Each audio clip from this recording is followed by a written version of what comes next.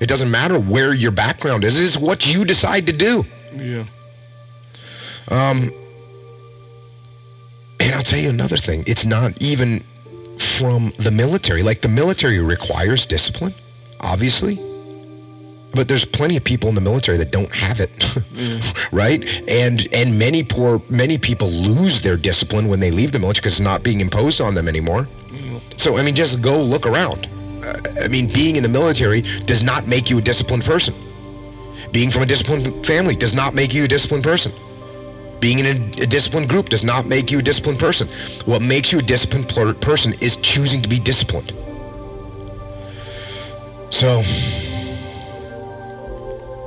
yeah, and also as far as telling people to man up, which, you know, when someone says, how do I get up early every day? I say get up early every day. Yeah. How do I stop eating sugar? Stop eating sugar. If that's the definition of man up, but obviously it's not just men that need discipline in their life. I don't think I use that term, but what I do tell people is to get after it. That's what I tell people, to get after it. Yeah. I tell people to do the things that they know they're supposed to do. Right? There's things that you know you're supposed to do as a human being. Things that you know are going to improve your life. Do those things. There's things that you know are going to make you a worse person and make your life worse. Don't do those things.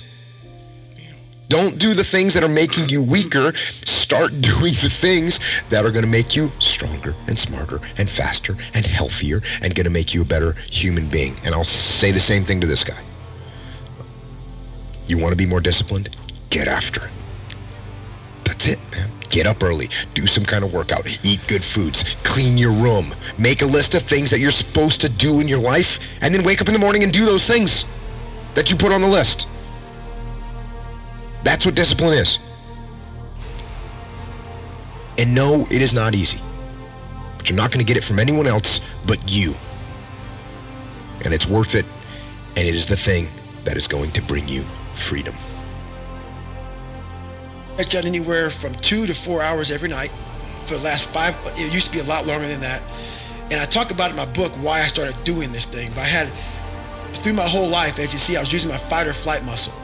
I was under severe stress as a child, growing up, my job, whatever. A lot of stress. Just sitting down right now, we're all using our psoas muscle, your hip flexor muscle. And I'll give you a 2-second on that. That muscle attaches to your T12. And about 5 or 6 years ago, I got really, really sick. Doctors give me all kind of hormones. Take this, take this, take this. And it's in the book real good, so I won't go deep into it now. But I laid back and I literally said, you know what, I'm dying. The doctors can't figure out what's wrong with me. My blood tests are coming back fine. I just said, I can't even run a block. I went from running 205 miles, I can't run a block. I'm in my bed sitting there. And I started realizing I had these humongous knots on my hip flexors and back in my head. And I said, I'm just done. So I started slowly stretching out. I couldn't do anything. Over a period of a couple of years, I got off this medication, that medication. I was on like 15, I was on several medications. Now I'm on one. And honestly, what I believe, no doctor has said this is what happened to you.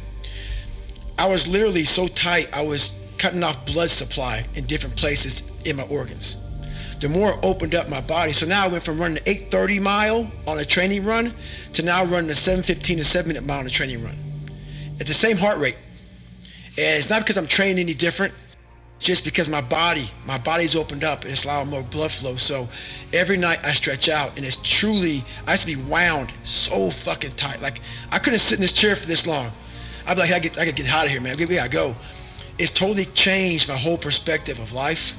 It's changed everything. So stretching out, yoga, all those things has put me in a whole different state of mind.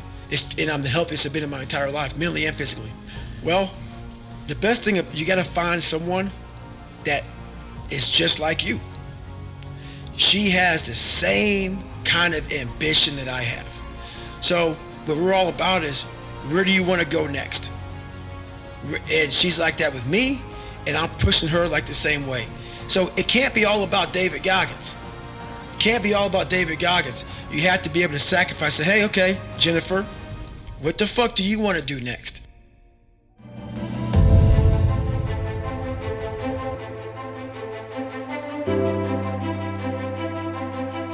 you.